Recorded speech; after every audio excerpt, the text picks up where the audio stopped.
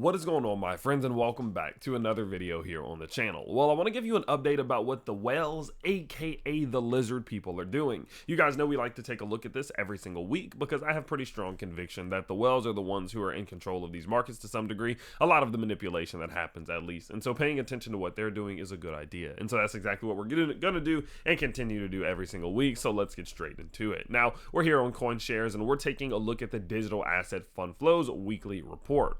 Now, what we can see here is that last week came in with $1.35 billion worth of inflows, not as high as the week before that, but still a damn good week. Now, breaking that up, what we can see is that iShares and Fidelity carried the load this time, 707 million with 244 million for Fidelity. I mean, this was absolutely strong movement from those two. Very kind of, it reminds me a lot of what we saw towards the beginning of the year, right? Whenever we first saw the ETF coming out. So that's huge news right there. Now, in comparison to last week, actually all of your major ETFs were higher than before, right? So if we look at iShares and Fidelity, 707 and 244. Previous week it was 523 and 358. So Fidelity actually fell just a little bit. But if you look at ARC21 and Bitwise, 75 and 47. In comparison, we saw 99 and 71. So iShares, ARC21, and Bitwise were all positive this week compared to the previous week before that, whereas Fidelity was just a little bit negative. The main difference of this week and last week that caused this tiny little difference of inflows was because of a lot of your smaller ETFs, a lot of your smaller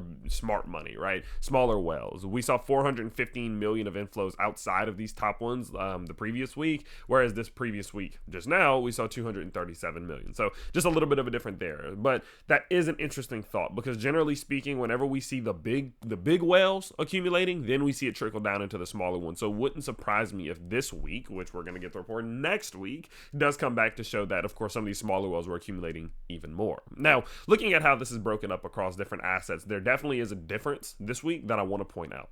So what we can see here is that of course we saw $1.2 billion into Bitcoin, no shocker there, 45 mil into Ethereum, 16 into multi-asset, 9.6 into Solana, baby, let's go, 1.9 in short Bitcoin, so people still getting out of their short positions, actually seeing Litecoin tick up a little bit at 2.2 and not too much across the rest of these. Now, realistically, this week was a little bit negative for both Bitcoin and Ethereum, 1.2 billion, 45 million compared to last week's, of course, 1.3 billion and 72 million, but then we pay attention to something else. What you can see here is that Solana came in at 4.4 million last week. This week coming in at 9.6 million. So over a 100% increase in whale or lizard people or smart money, whatever you want to call it, inflows from a week to week basis. Now, this does come at a time in which we are starting to see Solana really pick up, right? Solana made that breakout, it's making that move. It gathered a lot of momentum. The meme coin ecosystem is going crazy. I mean, things have been absolutely ridiculous, and we're seeing the smart money investing into it as a result. And the reason why I thought that this was so important and something that I wanted to point out was quite simply because in these moments in which we see Solana pull back, we see it cool down, I always pay attention to how the whales interact with Solana.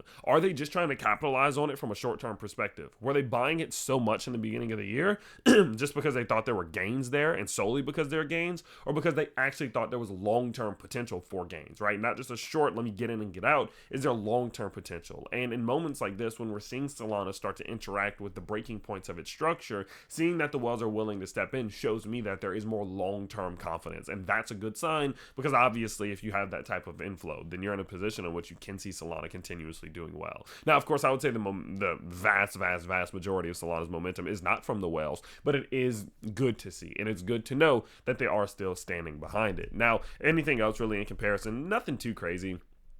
We can see multi-asset 16.7 this week, 17.2 last week, so just a little bit down there. Other was at 4.0 last week, 2.8 this week. So realistically, Solana is the only one that we really saw a true strong increase in terms of inflows from a week-to-week basis, and I definitely think that is something worth noting, especially considering the fact that we did do a little bit of buying on Solana in yesterday's video as it did get the breakout from that macro structure. So overall, a very interesting week here. Of course, still a very strong week, $1.35 billion worth of inflows from the lizard people, a lot of them targeting, of course, Solana as their favorite altcoin still, which is fantastic, but the majority of that going into Bitcoin. So another great week, another strong week, and of course, another great update for you guys. I hope you guys do enjoy them. Like I said, I like to look at this every week. It gives me some context as to just what's happening behind the scenes, and I really think it's worth looking at. Spend 3 or 4 minutes at least once a week doing it. And so we're going to continue to do that. If you do enjoy, you can always let me know by smashing that like button and subscribing to the channel if you are new, and I can't wait to see you all in the next one. Peace out, everybody.